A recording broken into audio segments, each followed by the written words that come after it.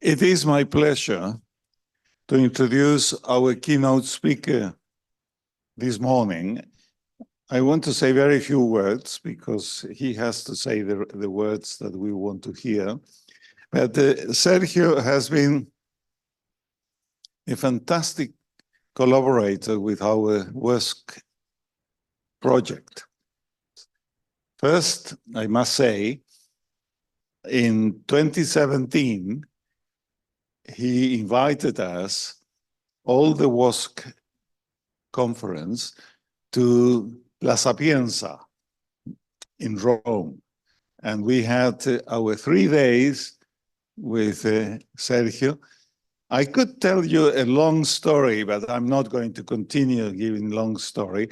I will just say to you that that was a very, very important congress for us in Rome.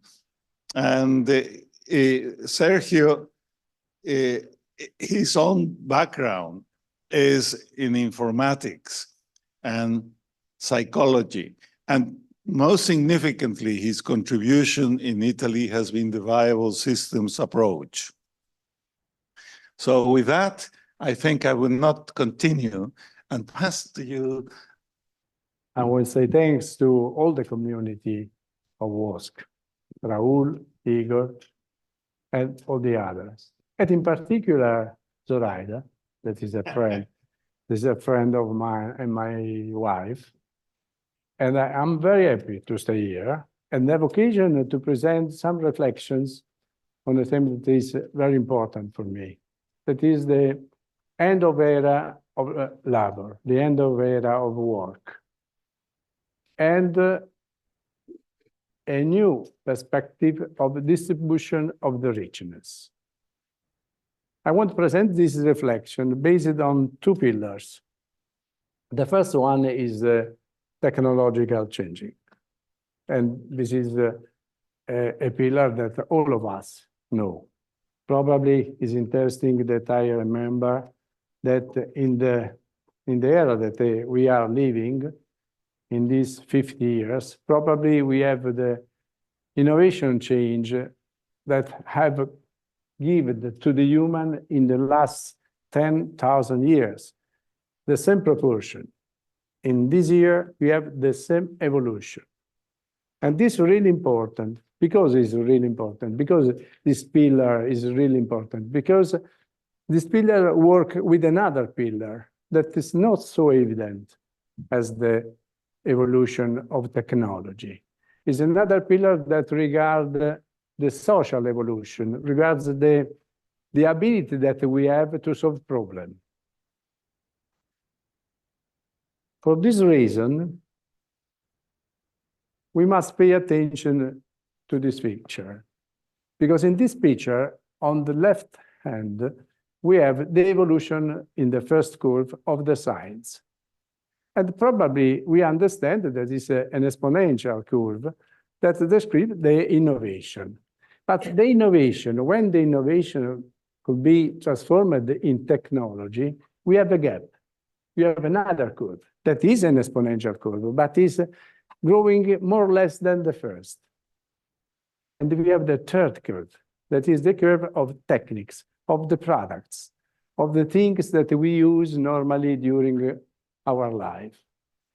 These 3 curves are a gap that is that we need to obtain the chaining. And who realized the chain?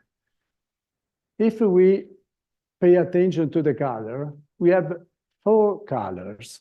The first color, the pink, the soft pink, is the human colors. We have the transhuman, the posthuman, and the AGI. What is the posthuman? The posthuman is a human that is empowered. Elon Musk, the Sweden, the chip under the skin. So we have a human that is mechanized. And we have the machine that are humanized. And this, I define this transhuman. So you can note that in first time, the chaining from different curve is produced by the human. It's the human that using the technology as a tool obtain the chain from science to technology to technique. In second time, it's impossible for the human make this result. The human need the help of transhuman. You know that we have now LLM, ChatGPT, and other tools that consent to us to produce the chain from the different level of development of science with the level of technology and the level of use technology. I make an example to give the real dimension of this effect. I have an iPhone, and on my iPhone, I have 50 apps that I use normally. In the world, all the younger use not 50 apps, but 250 apps. So I use just a part of the technology that is in disposition of the human now. This effect is growing. The difference use of technology is growing. So what's happened? That I must introduce this. This is a not evident social law. It's a social law. This particular model explains to us in which way we resolve the emergent problem. All of us solve the emergent problem. All of us have during his life emergent problem. And in which way you solve emergent problem? The first phase is qualification of new resources that you need to solve the problem. This is strictly chained with the libero arbitrio, with the liberum arbitrium, with the free will. So is the phase in which you decide that the problem is opportunity for define a new invention. Is an occasion to produce a new invention. The human decide to have a new invention when have a problem. Without problem, you don't need have a new invention. It's the problem that defines the occasion to have a new invention. The second phase is the choice of possibility to solve, to obtain the new invention. And the third is the activity to realize the paths that you choose to solve the problem. It's interesting, reflect on a thing that probably who is Dean of Philosophy can understand me. There are three modal verbs: would, can, must. The three modal verbs are strictly chained with this model, because in first phase you would. The volunty is strictly connected with the human being. So it's the human that would, the machine can't would. And when you would, you decide in which way you want to resolve the problem, which resources you want to use, and which other you don't want to use. And after, when you take the phrase of can, we don't intend can as power, but can as a possibility of choice. In that phase, you decide that solution is preferable that you realize in a specific way. And at the end, you must realize. Why this model is important? Because this model, we can change this model with the evolution of technology and happen a particular thing if we change these two pillars. Raul, okay. Do you want to make a photo of this? I will.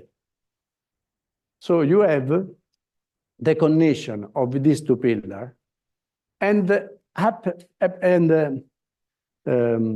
realize a particular thing that is condensated in this slide. I must explain this slide because I think it's really important. First of all, the button, red and yellow button.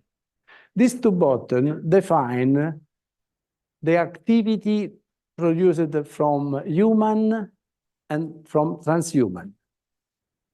The first one, red, is human. The second one, yellow, is transhuman. There is an era in which the era of tool, in which technology are used as tool from the human. After this era, the technology became technique. And after this era, we have a method. I explain with again an example. You take a lawyer. In the first era, lawyer who realized his document with a fountain pen, and after with a normal machine to write, what obtained? That he used the tool to simplify his life. So he must write a document and write a document in the first time with a computer. What is the phase, the time in which all the world use the computer as a tool is with the advent of microprocessor, with the first Intel 8080. When arrived this particular result of invention, of science and of technology, the microcomputer came in the house of all of us. And so we use the technology as tool. The second phase is a particular phase that not all have focalized. Is the phase of client-server and network computer. Is the phase in which informatics introduced multi-programmation, multi-sharing. In that phase, what happens? Happens that the information that I have are shared with the information that you have. And we use the information all around. Respectively to the first phase, in which the lawyer uses the computer as tool, the lawyer say to the programmer, wait, my information, my knowledge that I give you to realize the software is my knowledge. Pay attention, don't give my knowledge to another lawyer, because this knowledge is mine. In the second phase, when you use multi-sharing, when you use client-server logic, the information not are of one person, the information are of in a community. In the third phase, when the computer have the information, we have a problem. Because in that phase, we realize a method. So all the process in that phase are not based on activity produced by humans, but activity produced by superhumans. So you have a shift from the bottom, in which the bottom red is big, to the shift in which the yellow red is big. And you have a translation of some activities of the process from the human to the machine. And this is important because I have an impact. I have an impact with the model that I presented before, this model. This model is a model that derived from a Greek Aristotle, and Nikolai Hartmann had produced the realization of this dynamic. This model, in our time, not in our, but in first time that we have just lived, had produced this specific diagram: capital, work, and assets. In Italy, there was an era in which it was important to have goods, was important to have property.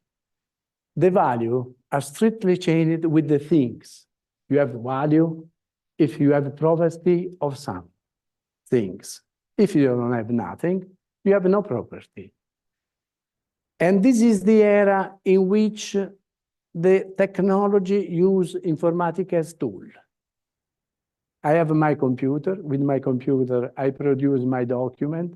I have my organization of my life. I have my house, I have my car, I have my other things that I can have in property. In second time, what happens? Listen, it's important that I give a specification of that era. In that era, if you realize that our world, the Earth, is the ball, gold ball, was an era in which we produce value with process, and all the value that we produce remains strictly connected. There is a loop in which that value remains in the world one. I define world one this particular moment because I introduce now world two. So when we have world one, all the value that the humans produce remain strictly connected to the world and stay on the plane of the process. Look, that plane is the plane of the process in which you develop value. So you produce value and the value remain in the same environment. What happened after? It is the moment in which the machine is dedicated only to the hard process. No, this is a normal filiera, is a normal process for an enterprise. You have an era in which all the processes are strictly managed from the human. And the technology was used just for realize some hard procedure, normally shaded with the industry. In second time, when the technology with client server had produced the shared knowledge, not a knowledge in which there is an owner, but the knowledge that is shared, we have a translation of a human paradigm. We introduce other bottoms that describe the social situation. It's not important as in the phase of capital, but it's important the finance. It's not important the money that you have, but it's important the money that the financial system can give you. It's your capacity of debt that is important. It's not important the capital that you have. And it's not important the work, but became important the consumption. It's not important that you have a car. It's important that you can rent a car. It's not important that you have a house in a beautiful place. It's important that you can have multi-property, because it's important the process. It's not important the property. It's a shift that was determined from the evolution of technology. It's technology that defines multi-sharing, and the concept, the schema of multi-sharing produce a social schema. All the innovation produce a social consequences. So we have the same slide of before, in which the gold sphere produce value, but the value don't remain in the environment of a gold sphere. Much of this value a lot of this value was burned from the financial market. Financial market absorbed this value and define new hegemonies that can define the strategy of the world one. It's interesting now that you understand that we introduced the world two. What is the world two from the world one? The world two from the world one is simply a second world in which we transfer big parts of the process, a lot of the process that world one use and define, and are used and defined in digital world. This is a particular dangerous moment because the digital world don't make a return of this value. To understand this, I must give you some example. If I am a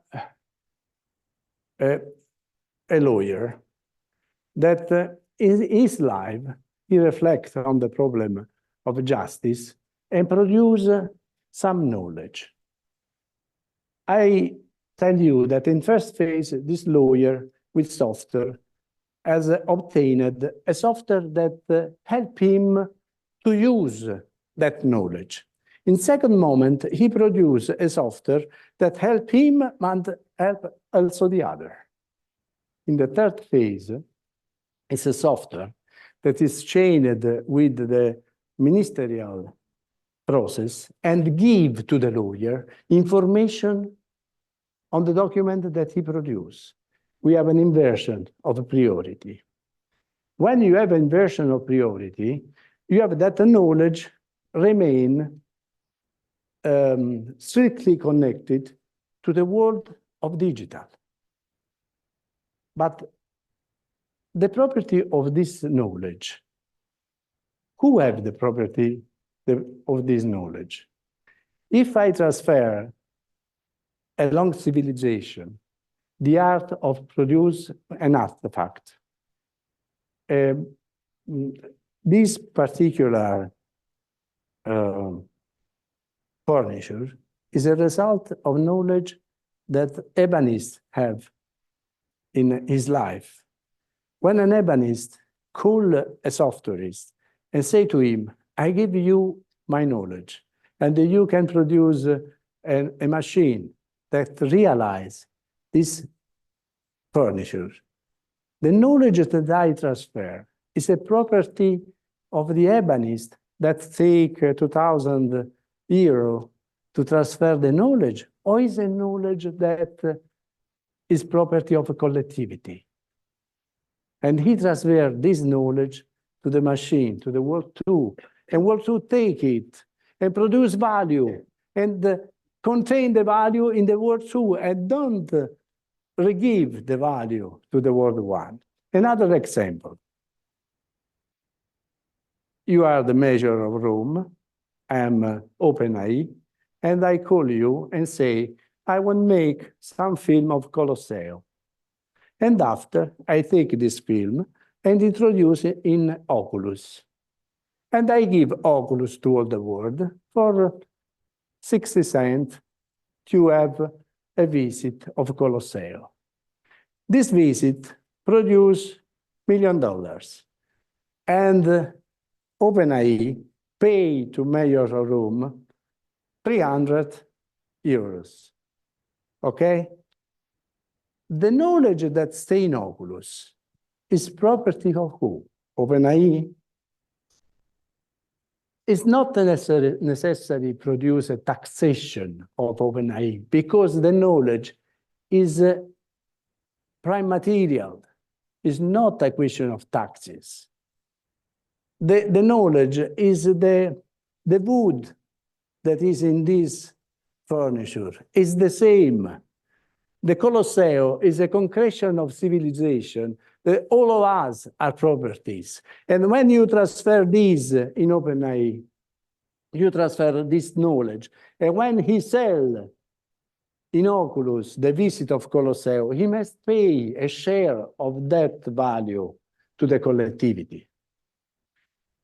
Another example, if you want to open in Italy, I don't know if in other countries it's the same. If you want to open a pub, you must pay a tax for opening on a street, because the street is property of the town. But there is a company that had taken all the street of the world and use all the street of the world to give a product in which that using you pay. And I think that the name is the same, you know? Is a Google Maps. Google Maps have taken the street of all the world and sell them as a service. But the property of the street of all the world is the property of Google Maps, of the collectivity. And when he produces value, when he makes profit, what he must do? Take for him all the profit? This is the situation. This slide is not mine.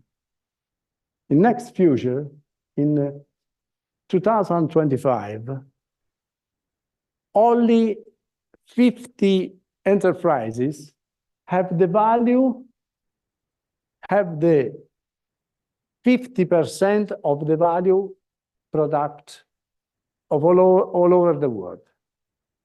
Only 50 enterprises. OpenAI, Warren Buffett, Meta, Microsoft. For this reason, we are producing now a third particular model in which I just want to remember you the first part. Capital, work asset, finance, consumption, debt capacity. The next one is knowledge, active presence in process, income. In future, all the process of all kinds of firms are defined with the definition of problem, the proceduralization of solution, the fruition of the solution. Humans have two phases only, definition of problem and fruition of the solution. All the other phases are produced from the supra-human. And my vision is not a dystopic vision. It's a wonderful vision. Because the supra-human is a slave. The future is a future in which the human have slaves that produce work, and he have only the value. And so we need just of a thing, that there is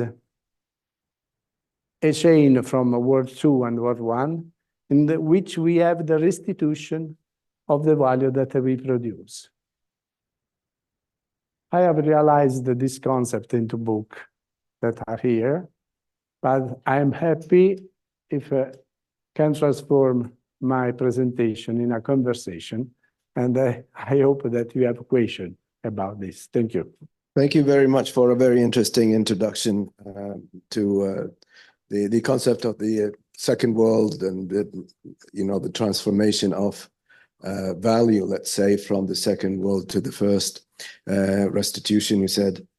To my mind, there can only be a restitution if there is traceability or accountability of all the information that is transferred through the internet. And in that sense, I really think that what's coming next is payment for emails, payment for messaging and things like that, because that will make the tracing and the restitution back to the first world.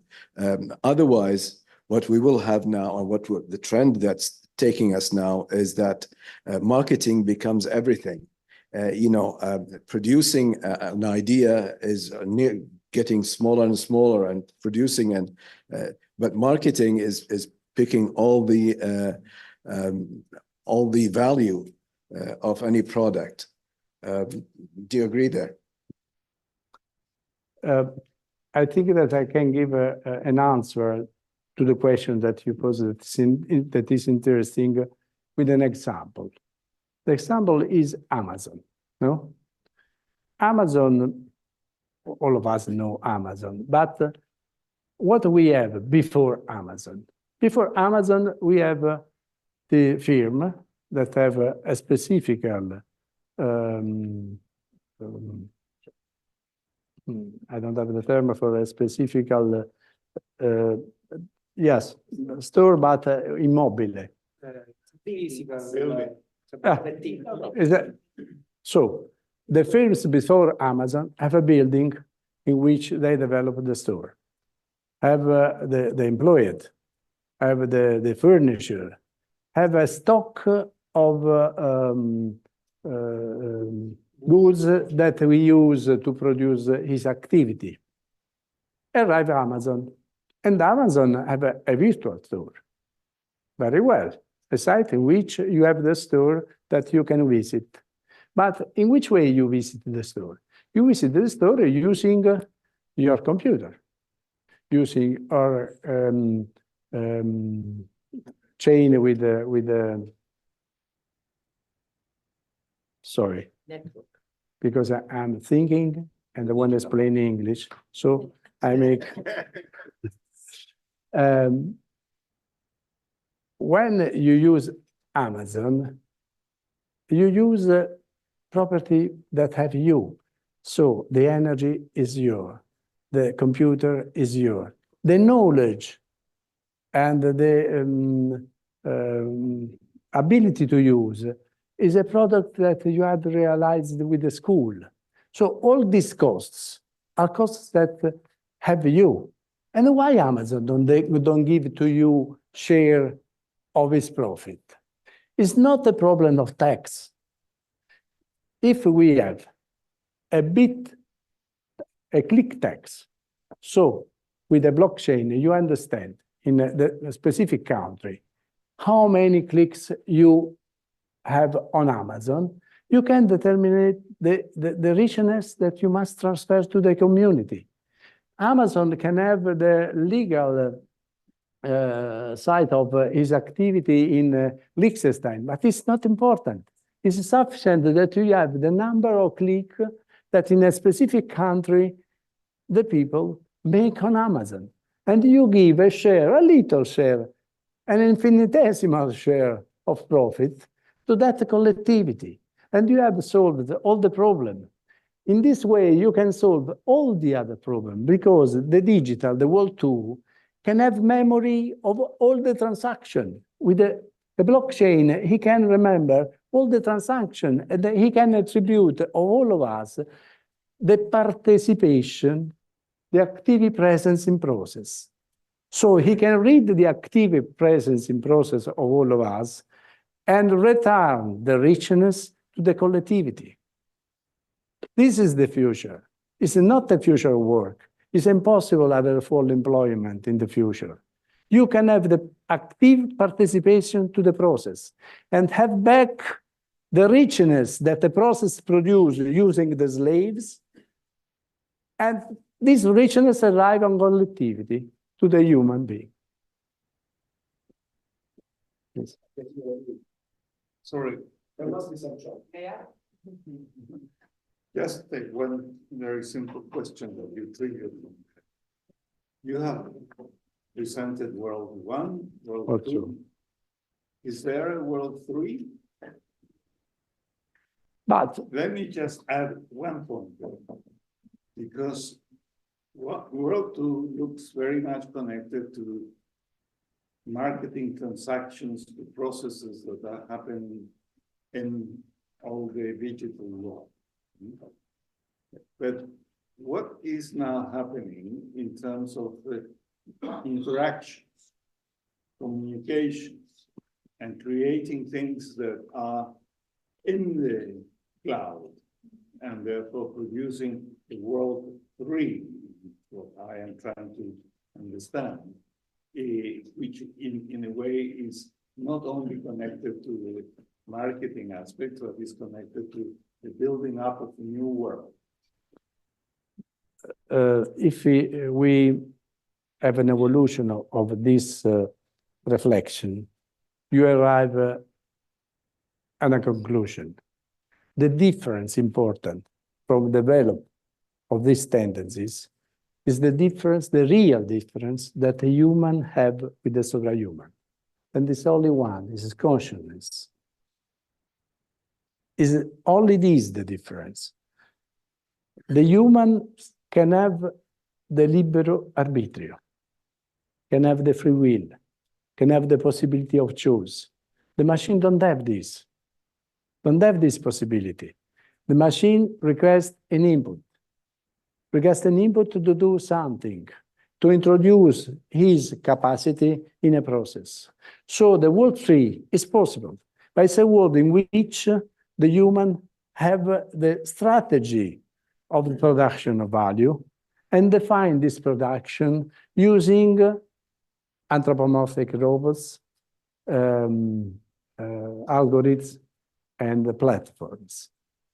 Is the only future that I can imagine, not other. Sergio, in the relationship between the World War I and the second one, do you see that as a process of empowerment? Excuse me, we have the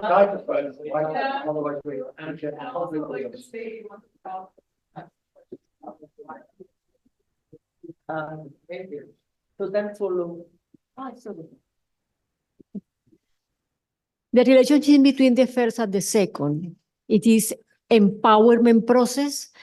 Are we reclaiming what is ours? Help me to understand the question.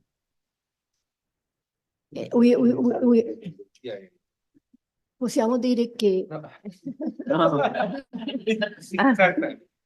possiamo dire that getting power Empower what's intended. That's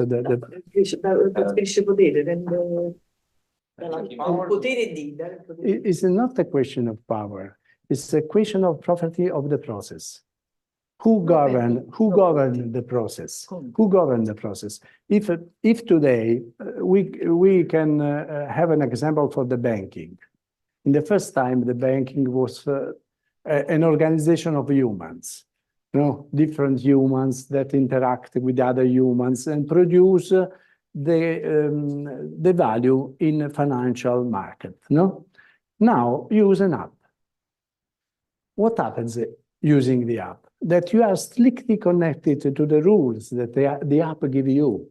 And you can do anything that don't are just programmed for the app. You can have an interaction, a new interaction, an emergent interaction. It's impossible. So the power is of the app. But the idea of the app, who governs the app, is a human. A human that now have eliminated all the costs, because all the costs are in platform. All the costs of human costs, human resources are now organized in activity of the platform. So the human is the owner of the process and is the fruiter of the process. All the process in bank now is organized by supra-human. The world too have now the possibility to catch richness. Why? Microsoft and the other, Google, Oracle, organize the app that the bank have. A bank, a national bank, I don't know. When you produce richness, the world to say to you, listen, I must have for maintenance more cost. Please give me a different price to buy my maintenance. What you can say? I don't give you. And what I do tomorrow? My business is blocked. It's stopped. The power is in World 2. Professor Barile, I am Theodora, it's my name. I wonder if you blame part of the blame of the World 2 existence is we the people and good old-fashioned hedonism and laziness. Apps will do that for me. Did you hear me? Not so much. Okay. Excuse me. Do you believe, or what is your opinion about the possibility that the very existence of World 2 is the very consequence of we, the people, and old-fashioned laziness and hedonism, because apps will do all for me. So we are willingly doing and willingly creating the World 2. You ask me if we have the responsibility of this. I think that is a wonderful moment because the human don't born to work. So it's Thank you very much for your talk. I was wondering whether the concept of liability could help in merging the worlds. So if a machine would duplicate the knowledge that we have and would provide an answer by, let's say, virtualizing the physical world that we have, but still remains liable for what it does. I think this could provide a feedback loop because to let's say the ones that created it, if you go back to your example about lawyer. Excuse me? The lawyer, yeah, for example. And then this would apply. And if you would go back to the carpenter, and then we just digitize what we see and we put it into the virtual world. But then again, and this creates something, and it's not necessarily sure that it's going to work and it's going to sustain for another 100, 200 years. But the carpenter himself, he would know because there's so much additional information context that was used to provide this product, which the engine, the machine couldn't know. So this concept of digitizing knowledge by using liability could be a building stone towards providing this feedback to connecting the world 2 to the world 1 to realize, let's say, the value being created and monetarization back to the one. I think that the world 2, independently from the moment in which catch the knowledge, must pay for the activity that produce. Because the catching of knowledge is an activity that he defined normally. So the world 2 can't live without knowledge. So for these reasons, it's not important when he catches the knowledge. He catches the knowledge. So why he catch the knowledge and don't pay for the knowledge?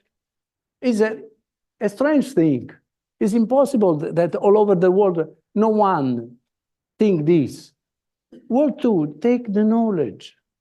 Take the knowledge every day. LLM, ChatGPT, take the knowledge. Produce the result with the knowledge. But the knowledge of who? Our knowledge. It's our knowledge. Why I must pay OpenAI that say me, you pay every month this, don't give me what is me? It's impossible that if I will read, excuse me, Maria Luisa.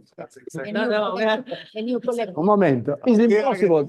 If I want to read your article, I must pay for your article, for your contribute. And OpenAI can't catch him and don't buy nothing. It's a strange thing. No, but there is a point that I was trying to bring with World 3, which is connecting different people producing an artifact. Yes. And that goes on as a process. It's not only one, and that generates a new way of knowledge. The World 3 have just one difficulty that I don't know what can produce. That is the AGI. That is general artificial intelligence. When all the different construction of World 2 are connected together.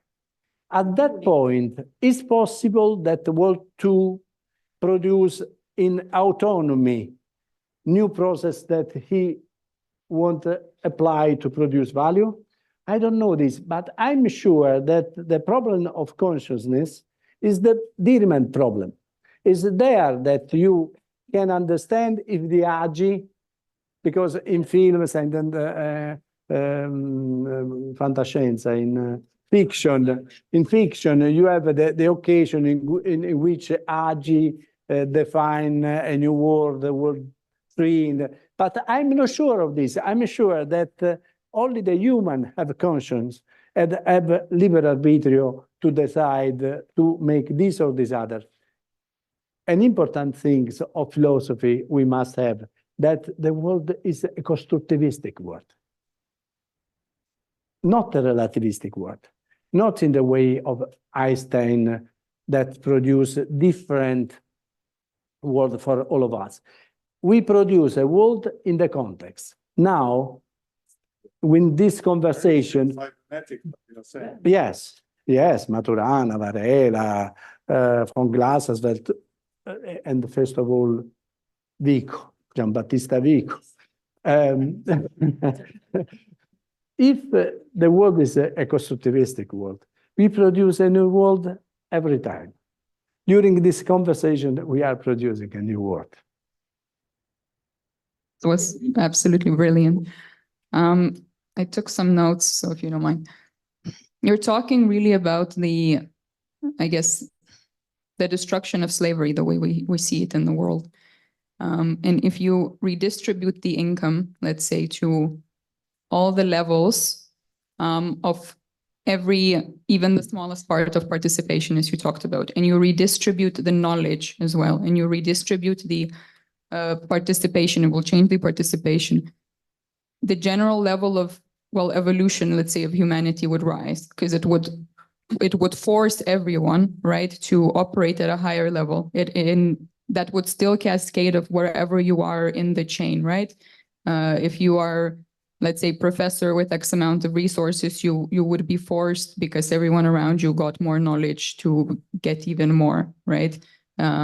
Likewise, to if you never touched a book in your life. But the question is, do you think this is sustainable? Like, how to ensure that this new level continues to grow?